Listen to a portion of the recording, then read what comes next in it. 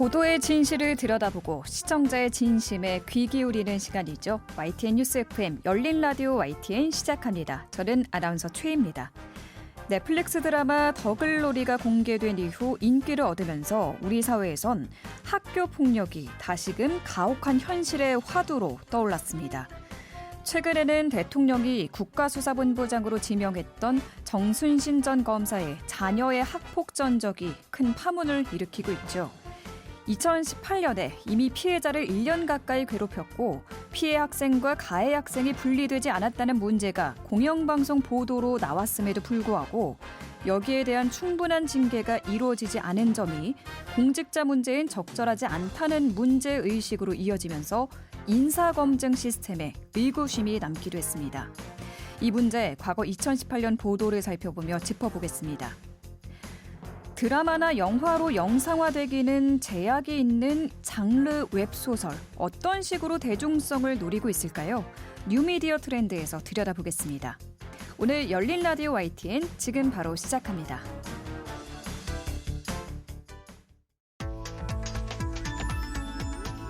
미디어가 전하는 이슈에 대한 다양한 분석과 팩트체크까지 바로 보고 뒤집어 보고 꼭꼭 씹어보기 위한 미디어 비평 프로그램 열린 라디오 YTN. 한 주간 있었던 뉴스를 꼭꼭 씹어보는 시간 미디어 비평입니다. 오늘은 김원경 뭉클미디어 인권연구소장과 전화 연결돼 있습니다. 안녕하세요. 네, 안녕하세요. 네, 넷플릭스 인기 드라마 더글로리 같은 이야기가 우리 공직사회에 경종을 울리고 있습니다. 지난달 24일이죠. 윤석열 대통령이 정순신 변호사를 국가수사본부장에 임명했는데 네.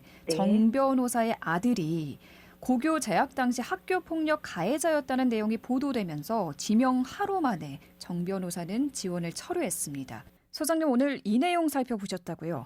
네, 그렇습니다. 이번 정순신 변호사의 낭만은 언론이 보도한 자녀의 학교폭력 전적 때문이었습니다.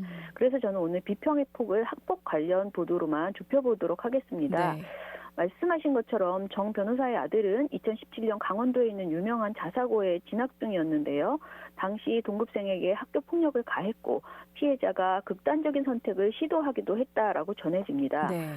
정 변호사의 아들은 결국은 강제 전학을 하기는 했지만 네. 1년여 소송으로 처분이 지연되었고요. 결국 그는 학교폭력 가해자로서 적절한 불이익을 받지 않았다라고 판단되고요. 결국 국내 최고로 손꼽히는 대학에 정시로 입학을 했습니다. 이런 소식이 보도되면서 2월 25일 지명 하루 만에 정 변호사는 지원 철회를 발표했고요. 네. 대통령실은 곧바로 이를 수용했습니다. 이후에 27일에는 윤석열 대통령이 교육부에 학교폭력 근절대책 조속히 마련하라 이런 지시를 했습니다.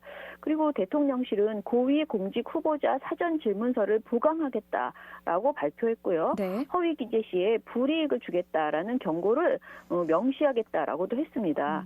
또한 윤희근 경찰청장은 인사검증은 법무부에서 했으며 법무부에서 해당 사실을 해당 사실을 전달하지 않았다라는 입장을 밝혔고요. 네. 28일에 한동훈 법무부 장관은 책임지겠다는 의미는 아니지만은 정무적인 책임을 느낀다라고 의견을 표했습니다. 인사 임명부터 철회, 후속 입장까지 쭉 시간 순차적으로 정리를 해주셨는데요. 보통 자녀가 잘못을 해서 부모가 낙마하는 것이 적절한가 이런 논란이 이어지기 마련인데 이번에는 그런 분석이 없었던 것 같아요. 이번 네. 사안의 핵심 쟁점은 뭐라고 보세요? 그 말씀하신 자녀의 일인데 부모가 책임져야 하는가라는 지적이 생기지 않았던 가장 큰 이유가 이번 일은 단순히 자녀가 행한 일뿐만이 아니고 부모가 자녀의 일에 대해 개입한 부분이 책임져야 하는 것 아니냐라는 의견이 많았던 것으로 보입니다. 우리가 이번 사안을 통해서 주요하게 짚어야 할 것은 대체로 크게 두 가지 정도로 꼽을 수 있을 것 같아요. 네. 우선 우리 사회의 학교 폭력에 대한 대책이 그 실효성이 있었는가에 대한 의문입니다. 정순신 변호사 자녀에 대해서 학교폭력대책자치위원회는 서면 사과 및 전학 처분을 내린 바 있습니다. 네. 이 처분은 학교 측에서 내리는 9개 단계의 처분 중에서 퇴학 다음으로 강력한 것이었습니다. 당시의 학폭대책자치위원회 판결문을 보면요. 모두 명백한 학교 폭력이라는 것을 인정하고 있고요. 그리고 반성 없음, 부모에 의한 지연, 2차 가해, 그리고 진술서 및 사과문을 부모가 수정하여서 가해 사실을 부인했다라는 점 등이 적시되어 있습니다. 네. 그리고 교내 봉사 및 출석 정지 명령이 있었는데 이 역시 기말고사를 봐야 한다는 이유로 거부했었다라는 점도 밝혀져 있습니다. 그렇군요. 이후에 전학처분 취소 및 행정소송 및 집행정지 신청으로 1년여간 처분이 지연됐고요. 재판 내내 인과관계가 없다, 피해자 기질에 이상이 있는 것이다, 단순히 별명을 지칭했을 뿐이다 등의 내용으로 혐의를 부인하면서 계속 지연되었습니다. 결국 정 변호사 자녀의 전학은 이루어졌지만 이미 졸업을 앞둔 시기가 된 것이죠. 그러니까 학교 폭력을 미리 막고 피해자를 보호하기 위한 조치가 제때에 제대로 이루어졌는가를 또 짚어봐야 할 것 같아요. 네, 맞습니다. 그 부분도 매우 중요한데요. 2012년부터 생기부의 학폭 기록, 대입의 생기부를 반영하는 이런 대책이 강화되어 있었습니다. 그렇지만 소송과 집행정지 신청으로 버티면서 벌어질 수 있는 2차 가해 방지에 대한 대책이 부족했던 것 아닌가라는 것이 드러난 거죠. 네. 또한 학교폭력 기록은 고등학교 3학년 1학기까지 반영된다고 합니다. 그래서 그 이후에 학폭 발생 및 처분이 나오게 되면은 무의미하게 된다고 합니다. 이번 정순신 변호사 자녀와 같은 방식으로 학폭 위의 처분에 불복해서 재판으로 지연하는 사례가 증가하고 있는 추세임도 드러났습니다. 네. 다행히 정순신 측이 악용한 가해자의 학폭위 재심 청구는 2020년 폐지되었고 행정심판으로 통합되긴 했다고 합니다. 그런데 행정심판 청구 건수가 급증했고 재심 청구는 2016년 500건에서 2019년에는 781건, 그리고 행정심판 청구는 같은 기간 302건에서 828건 이렇게 늘어났다고 합니다. 가해자 주장 인용률은 32.4%로 피해자 29.2%보다 높다라는 것입니다. 또한 가해자에 대한 9가지 처분 및 생기부 기록 등 이 가해자 기록 보존과 가해자 처벌을 섬세하게 하고자 하는 데에는 공을 들여왔지만 정작 피해자 보호에는 소홀한 현행 대책의 문제점이 드러났다라고 볼 수 있습니다. 네, 학교 폭력 대책, 특히 피해자 보호에는 부족했다라는 부분을 짚어주셨고요. 두 번째로 인사검증 실패, 이것도 짚어봐야죠. 네, 이번 사태로 점검해야 할 두 번째 주요 핵심 내용인데요. 아까 모두에서 말씀드렸지만 인사검증 주체인 대통령실과 법무부 모두 자녀 부부는 수집, 검증 대상이 아니라서 몰랐다. 질문지에 후보자가 소송이 없었다라고 썼다라고 밝혔습니다. 네. 2월 28일 한동훈 장관은 구조적으로 파악하기 어려운 일은 맞았던 것 같다. 지금 같은 시스템이면 이런 일이 반복될 것 같다라고도 했습니다. 특히 이번 사안은 자녀의 잘못을 부모에게 전가시키자는 것이 아니고 후보자 본인이 자녀의 잘못을 축소하기 위해서 노력했고 게다가 그 본인이 검사였다는 점에서 책임을 질 수밖에 없는 사안이었는데 이런 점까지 검증하지 못했다는 것은 아쉽다라는 지적입니다. 그렇습니다. 말씀하신 대로 2018년에 정 변호사의 자녀 학교 폭력에 대한 보도가 나왔었는데 관련해서 보도가 많이 나왔었나요, 당시에? 사실 2018년에 보도가 아주 많았던 것은 아닙니다. 일단은 제가 좀 살펴본 거는 최근의 보도량 있잖아요. 이걸 좀 봤는데 한국언론진흥재단이 운영하는 뉴스빅데이터 시스템인 비카인드에 따르면 2월 24일부터 28일까지 단 5일 만에 정순신이라는 키워드가 포함된 보도가 1000여 건이 넘게 됩니다. 그야말로 폭발적인 보도였다라고도 할 수 있는데요. 네. 그런데 이런 대부분의 보도가 임명부터 논란, 사의, 임명 취소, 그 경위, 또 각계 반응 이런 것들 중심으로 한 보도들이었어요. 이번 인사검증의 문제점을 여야 모두가 비판했거든요. 그리고 사실 언론사들도 정치적 성향을 가릴 것 없이 모두 이번 인사검증에 대해서 지적을 했습니다. 그런데 제가 아쉽다고 판단되는 것은 단순히 논란이 있었다라는 것으로 아들의 학교폭력 문제가 보도되는 것에 그쳤다. 그러니까 이게 구체적인 내용이 너무 부족했다라는 점입니다. 네. 이런 전체적인 상황을 담는 그런 진지한 보도들이 좀 많지 않았다라는 그런 평가를 할 수밖에 없습니다. 네. 특히 2018년에 보도되어서 모를 수밖에 없는 사안이라는 점을 언급한 보도가 100건이 되지 않습니다. 좀 더 적나라하게 말하면 제가 보기에는 정순신 변호사의 사고와 해명은 많이 보도된 데 비해서 이들의 가족이 한 행동이 무엇이며 이를 어떻게 평가해야 하는지에 대한 깊이 있는 보도는 부족했다라고 평가할 수밖에 없습니다. 또한 이에 대한 검증이 불가했던가에 대해서도 조금 더 집중해서 자세히 지적했어야 되는데 네. 이 또한 그다지 많지 않았습니다. 네. 그러니까 자녀의 강제 전학을 막기 위해서 대법원까지 이거를 끌고 가면서 사실상 2차 가해를 했다는 부분에 대한 지적, 보도가 네네. 많지 않았다라는 말씀을 그렇죠. 해주신 것 같습니다. 네, 네. 당시 나왔던 보도 좀 구체적으로 더 살펴볼까요? 일단 검증 관련해서 얘기를 해보고 싶은데요. 네. TV조선의 2월 27일 따져보니라는 코너가 있어요. 이날 제목은 인사검증 부실 논란, 문제는이라는 보도인데요. 이거 참 적절한 지적들이 많이 들어있는 보도였어요. 이 보도에서는 사전 질문서 항목 가운데 본인이나 가족이 관계된 민사 행정소송이 있느냐라는 질문이 있다고 합니다. 네. 그런데 정순신 변호사는 없다라고 답변했다는 거예요. 거짓말을 한 거네요. 그렇죠. 아들과 관련한 행정소송이 2019년 대법원에서 패소로 확정됐음에도 불구하고 허위로 기재한 것이고요. TV조선은 검증하는 쪽에서 하나같이 하는 말들이 본인이 아닌 가족 검증은 한계가 있다라고 하는데 기자들만 하더라도 기자들이 보통 인사검증을 취재할 때 가장 기본적인 것 중에 하나가 그 사람 이름이 들어간 판결문이 있는지를 조회해보는 것이다 라고 이렇게 말을 했어요. 네. 그러니까 아들 소송 판결문에 법정 대리인인 정 변호사 이름이 들어가 있었고요. 검색창에 이름만 넣어봐도 알 수 있는 건데 그것조차 안 해봤던 얘기다라고 TV조선은 지적을 했습니다. 대통령실 관계자는 익명으로 보도해서 알기 어려웠다라고 그렇게 대답을 했다는데요. TV조선은 당시 직속 상사였던 윤 대통령과 연수원 동기인 한 장관이 이 사실을 몰랐다는 게 말이 되느냐라는 뒷말이 나온다. 이렇게 표현을 했습니다. 네. 경찰청도 몰랐고 법무부도 몰랐고 대통령실도 몰랐다. 네. 이런 상황인 건데 네. 2018년에 당시에 나온 그 아들의 학교폭력 보도 정확히 네. 어떤 내용이었습니까? 제가 찾아보니까 KBS에서 일단 가장 대대적으로 보도를 했는데요. 2018년 11월 2일에 두 개의 보도를 합니다. 둘 다 단독 보도인데요. 학폭의 자살 시도, 가해자는 학교에, 피해자는 병원에라는 보도에서요. 이 학교폭력 내용을 아주 상세히 얘기합니다. 개돼지라고 불렀다, 특정 신문을 본다고 빨갱이라고 불렀다, 동아리에서 쫓아냈다 등 괴롭힘의 내용들을 전한 다음에요. 현재 피해 학생은 병원과 집을 오가고 있고 가해 학생은 학교를 다니고 있습니다. 가해 학생 아버지는 고위직 검사로 확인됐습니다. KBS 측에서는 이 사건에 검사로서 관여한 바 없으며 피해 학생 측에는 서면으로 사과를 했다라고 밝혀왔습니다. 라고 하면서 굉장히 요약적이긴 하지만은 관련 내용을 자세히 전해했다라고 볼 수 있어요. 네. 그리고 같은 날 다른 보도 재심 소송 가처분 신청 실감 벌기에 피해 학생 고통이라는 것에서는요.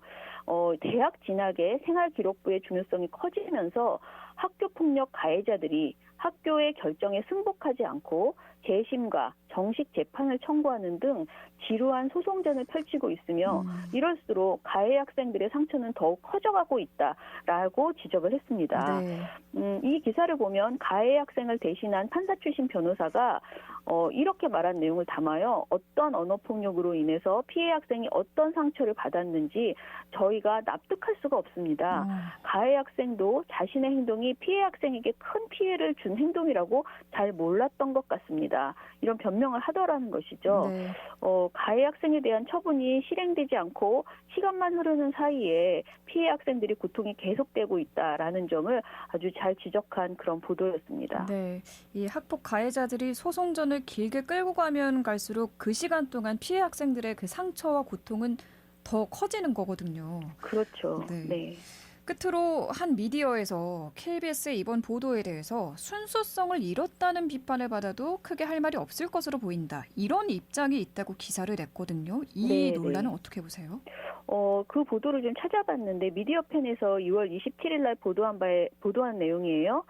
최초로 전 KBS 직원연대 대표가 이미 정순신 변호사가 유력 후보로 떠오른 게 1월 중순이다. 대표적인 일간지인 동아일보에도 나왔는데 정순신 아들 학폭 자료를 갖고 있던 KBS가 그때 보도하지 않고 내정된 직후에 보도한 건 아닌가. KBS나 MBC가 현 정부에 대해서 타격을 주기 위해서 지속적으로 편파 내지는 왜곡 방송한 것으로 지탄받고 있는 상황을 감안하면 그렇게 의심받아도 KBS는 할 말이 없을 것이다. 이런 비판의 내용을 실었습니다. KBS가 이건 책임 있는 언론의 우리 사회 전체를 걱정하는 그런 언론의 견제 기능을 했다라기보다는 마치 정부에게 가장 큰 타격을 줄 시점을 찾아서 그때 보도를 했다라는 그런 비판이 나온다. 뭐 이런 의미이거든요. 그런데 저는 이런 지적에 동의하기가 좀 어려웠습니다. 물론 공영방송사가 공직자 검증을 하는 것에 있어서 어떤 정부이든 뭐 그것이 국민의힘이든 민주당이든 정의당이든 어느 당이든 똑같은 잣대로 똑같이 엄중하게 철저하게 그 공직자 검증 보도를 해야 한다라고 생각을 합니다. 네. 다만 언론사가 공직 후보자의 적격성 등을 보도할 때 최소한 내정이 되었을 때 이제 공식화됐을 때 보도를 하는 것이지 그야말로 하마평이 오가고 있다고 해서 검증 단계에서 언론이 함부로 누군가의 그 모든 내용들을 드러내서 보도하는 것이 적절한가? 이것은 좀 과도하다라는 생각이 들기 때문입니다. 네. 정순신 변호사 자녀 학폭 문제. 자사고 학생부에 강제 전학이 기재되지 않았고 명문대학교도 학폭 사실은 인지했지만 합격하는 데 있어서는 어떠한 걸음막도 없었다는 지적까지 관련 보도들이 계속 나오고 있는데요. 앞으로 학교폭력 문제 또 구멍 뚫린 인사검증 시스템 어떻게 변화할지 계속 지켜봐야겠습니다. 오늘 말씀 여기까지 듣겠습니다. 감사합니다. 감사합니다. 네, 지금까지 김원경 뭉클미디어 인권연구소장이었습니다. 진실을 전합니다. 진심을 다합니다. 시청자 여러분의 목소리에 귀 기울이는 YTN 뉴스 FM 열린 라디오 YTN 토요일 저녁 8시 20분과 일요일 밤 11시 20분에 방송됩니다.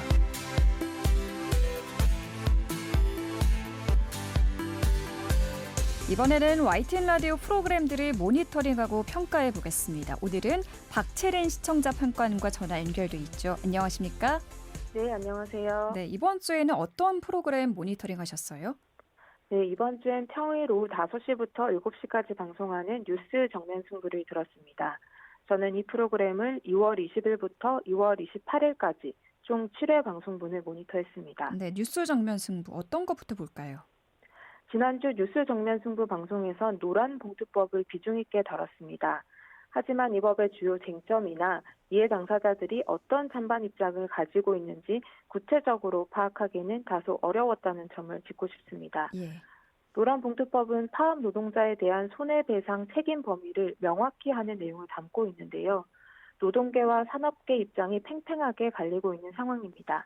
그래서 청취자의 판단을 도우려면 법안의 내용이나 찬반 주장을 충분히 전달해야 했습니다. 먼저 지난 2월 20일 뉴스 인앤아웃 코너에서 노란봉투법을 고용노동부 장관의 브리핑 내용을 중심으로 소개했는데요. 네. 노동부는 노란봉투법에 반대한다는 공식 입장을 냈습니다. 그렇다 보니 법적 안정성을 해친다, 파업 만능주의를 조장한다 등 법안에 반대하는 쪽 주장을 중심으로 법안이 소개가 됐습니다. 더불어민주당과 정의당이 이 법안에 찬성한다고 언급하기는 했지만 이들 정당이 찬성하는 이유는 설명하지 않았습니다. 균형감이 부족했던 점이 좀 아쉬웠다고 할 수 있습니다. 네. 바로 다음 날인 2월 21일에도 노란봉투법을 화요 천막회 코너에서 다뤘는데요. 이때는 법안에 관한 정쟁을 중심으로 토론이 이루어졌습니다. 예를 들어 조청래 전 여의도연구원 부원장이 노란봉투법은 민주당이 민주노총을 청부 입법을 받은 것이다라고 주장을 하자 네. 조기현 더불어민주당 법률위 부위원장은 사실과 다르다. 2년 전 논의가 있었으나 국민의힘에서 응하지 않았기 때문에 지금 다시 테이블에 오른 것이라고 반박하는 식입니다. 정부 혹은 여야의 논리만을 중심으로 법안을 살펴보면 오히려 법안 내용 그 자체는 외면받는 결과가 나오는 것 같습니다. 논의되고 있는 법안의 내용이나 찬반 논리에 더 집중할 수 있도록 당사자인 노동계나 경영계 관련자의 이야기를 직접 들어보는 시간이 있었다면 청취자 판단에 더 도움이 될 거란 생각입니다. 네, 노란봉투법을 두고 정부와 정당의 입장만 전달되고 있다. 당사자인 노동경영계의 목소리도 전해줬어야 한다는 의견, 결국 균형감이 부족했다라는 지적을 해주셨습니다. 다음으로 짚어볼 내용은 어떤 건가요? 네, 지난 2월 28일 방송에서는 국민의힘 청년 최고위원에 출마한 장해찬 후보의 웹소설 논란을 주제로 다뤘습니다. 방송에서도 웹소설 논란이라고 표현을 썼는데요. 이렇게만 설명한 게 거의 전부라 이게 어떤 점에서 문제인지 알기 어려웠습니다. 네. 국민의힘은 안착중 코너에서 진행자가 김용남 전 국민의힘 의원에게 장 후보의 웹소설 논란을 어떻게 보시냐고 물었는데요. 그런데 이 내용과 관련해서는 인터뷰가 더 진행되지는 못했습니다. 김 전 의원이 묻는 진행자도 답하는 자신도 읽어보지 않은 상태에서 이야기하는 건 아닌 것 같다라고 이야기를 했기 때문입니다. 네. 여성 연예인 성적 대상화로 논란이 되고 있는 소설인 만큼 그 내용을 그대로 전달할 필요는 없어 보입니다. 하지만 이러한 논란을 이날 방송으로 처음 접한 청취자도 분명히 있는 만큼 어떤 점이 문제인지 기본적인 정보는 주어졌어야 한다고 봅니다. 바로 다음 코너인 화요 천막회에서도 같은 질문을 진행자가 던졌는데요. 이때 진행자가 아닌 출연한 패널이 성적 대상화했다는 논란이 있다.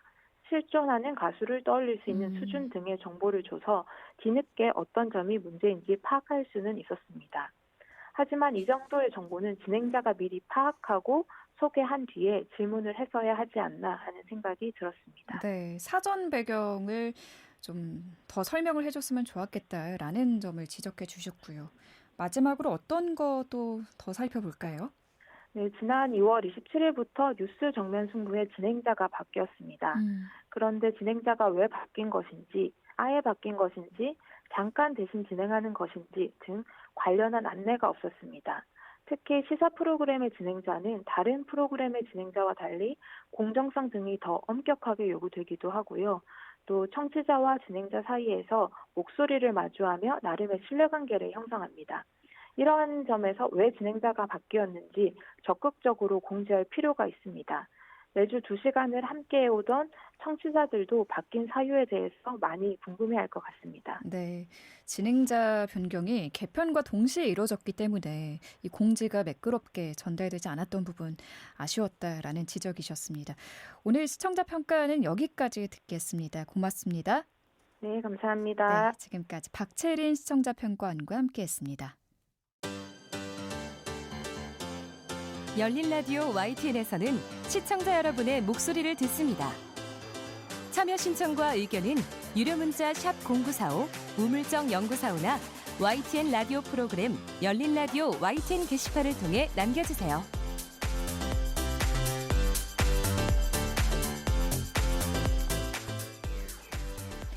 뉴미디어 트렌드와 함께해 주시는 분이죠. 콘텐츠를 사랑하는 분이십니다.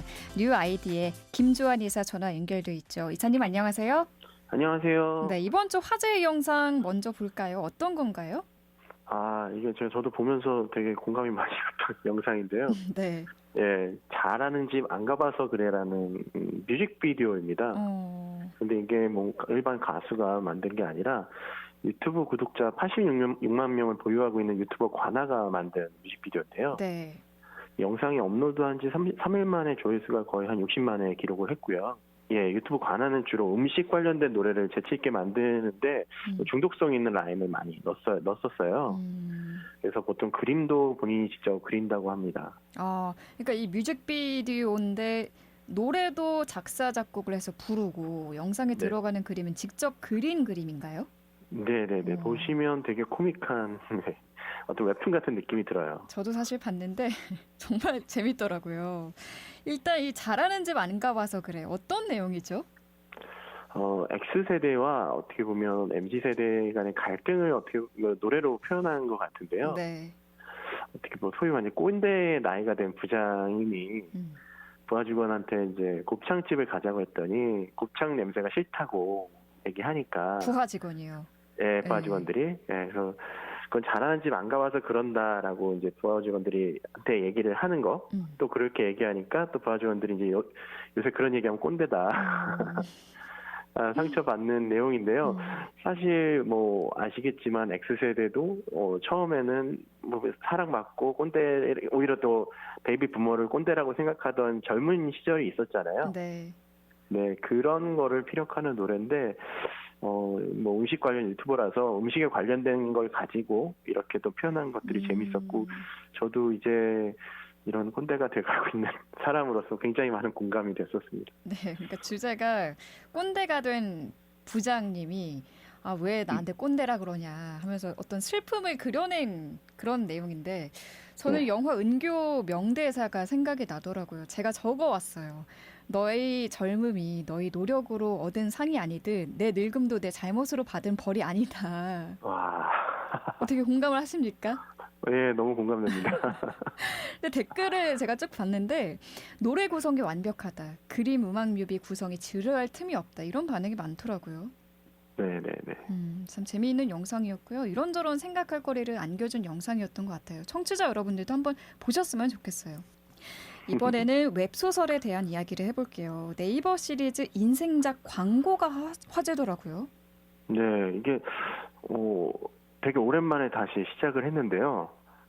네이버 시리즈에서 인생장을 만나다라는 캠페인 한번 보셨을 거예요. 한 4년 전인가요? 배우 수혜 씨가 재혼왕후를 했었고 그때 김윤석, 이재용, 변요한 씨도 참석을 했었고요. 최근에는 2020년 배우 주지훈 씨와 서예지 씨가 출연해서 하렘의 왕자들이라는 거에 광고를 만들어서 화제를 모았었어요. 네. 근데 이번에 배우 수지 씨가 언니 이번 생엔 내가 왕비야를 알렸습니다. 그러니까 이게 웹소설을 광고하는 영상인 거죠?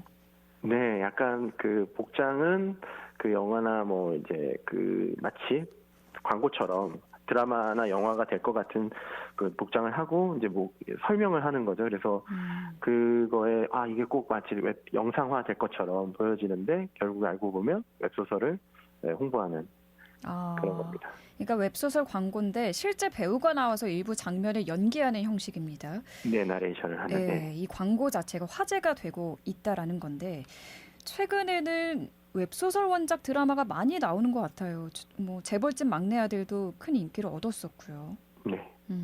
네이버 시리즈 웹소설 광고 화제가 되는 이유는 뭘까요? 인생작을 만나다 캠페인 자체가 1990년대까지 인터넷 소설 이미지가 그렇게 높진 않았고요. 웹소설도 뭐 많은 사람들이 보고 있지만 어떻게 보면 그 수면 위로 좀 오버그라운드로 나오게 해서 하나의 장르물이자 콘텐츠로 인식시키는 그래서 대중성을 높였다는 평가를 받고 있고요.